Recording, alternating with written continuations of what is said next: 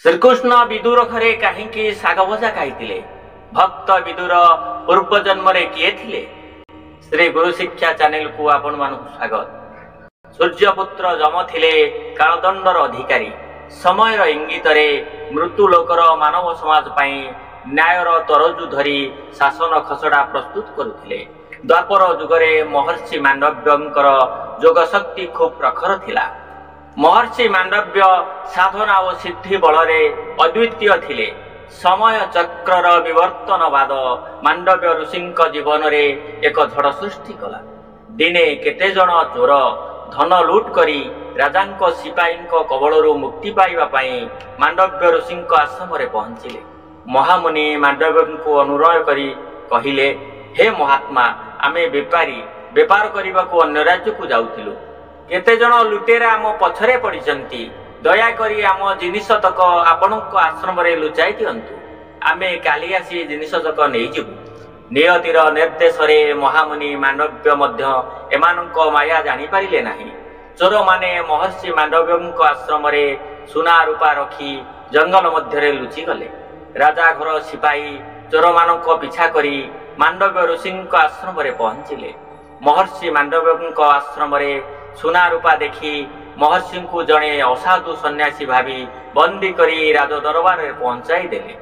राजा महर्षि मांडव्य को प्रश्न कले, राजा घरर सिपाही जो धन रत्नर संधान पाइचंती ताहा तुम आश्रम रे थिला? महर्षि मांडव्य उत्तर रे हाँ भरिले।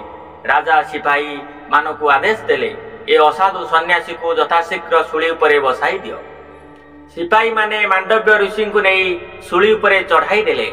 महामुनि मांडव्य शरीर को सुली भेद करि पारिला नाही। सुली उपरे बसी मांडव्य तपस्या करने को लगिले। यही चमत्कार दृश्य देखी राजा महर्षि मांडव्य पाद तले पड़ी क्षमा प्रार्थना कले। महामुनि मांडव्य राजा को क्षमा करदेले। यही दंडर कारण जानिबा पाई महर्षि मांडव्य जमराज को भेटिले। धर्मराज महर्षि मांडव्य को कहिले, मुनिश्रेष्ठ, आपण बाल्यकाल एक प्रजापतिर शरीर को एक कंटारे आघात करिथिबारु आपण के दंड मिलिछि। महर्षि मांडव्य धर्मराज को कहिले, धर्मशास्त्र अनुसार गोटे शिशु 12 वर्ष पर्यंत जो कार्य करे ता पापरे गणा हुए नाही। आपण धर्मराज होई मो बाल्यकालर कर्म को नहीं जो महान दंड देइछंती सेतिपाई मु तुमको अभिशाप दउछि। तुमे मृत्युलोकरे एक शूद्राणीर कोलमंडन करी जन्म हेब। तुमको दासीपुत्र आख्या मिलिब। अधर्म, अविचार, मिछ, भूल, अन्यायर पिंजरा भितरे पसी छटपट हेब। जमराज महर्षि मांडव्यंक अभिशाप रे महर्षि व्यासदेवंक जोगशक्ति बलरे दासीर कोलमंडन करी जन्म होइथिले। शिशुपुत्रटीर नाम रखा जाइथिला विदुर। विदुर थिले महाज्ञानी, कुरुवंशर महामंत्री। धृतराष्ट्र पंडुंक सान भाई रूपरे परिचित थिले। पंडु अभिशप्त हेबा परे धृतराष्ट्र को राजगादी समर्पी देई वन को चली गले। कुरुवंश रे अंध धृतराष्ट्रंकर अंध शासन आरंभ होई गला। गंगा पुत्र भीष्म महामंत्री विदुर थिले मध्य पंचु पांडवक जन्म परे धृतराष्ट्र गोटिए परे गोटिए अन्याय करि चलिले। भीम को विषलड़ू देवा, बारुणा बंतरे लाक्षा गृह पांडव मानकु जाली पड़ी भस्म करिवार योजना करिवा, कपट पशा खेलर आयोजन करिवा, पंचु पांडवंक धर्मपत्नी द्रौपदी को कुरुसभारे निवस्त्र कराइबा थिला दुर्योधन मामा शकुनींकर योजनाबद्ध प्रयास।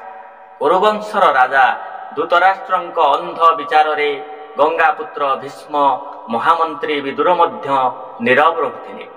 भीष्म माता सत्यवती पाखरे वचनबद्ध थिबारु हस्तिना सिंहासनर दायित्व नेबा कर्तव्य मने करुथिले। अभिशप्त विदुर मांडव्य ऋषिंक अभिशाप कारणरू अन्याय अनीतिर अग्नि रे सदा सर्वदा दग्धीभूत हेउथिले। पंचु पांडव लाक्षा गृहरु सुडंग करी विदुरंक परामर्श रे छद्म भेषरे लुचि रहिथिले। पंचु पांडव पांचाल राज्यर कन्या द्रौपदी को विवाह करी हस्तिनापुर को फेरी आसीथिले। कुरुसभारे द्रौपदीर वस्त्र हरण दुर्योधन इंगित रे होइथिले मध्य गुरु द्रोणाचार्य, गंगापुत्र भीष्म, विदुर केही प्रतिवाद करि नथिले। कपट अपसारे परास्त होई पांडव माने 12 वर्ष वनवास गोटे वर्ष अज्ञातवास करथिले।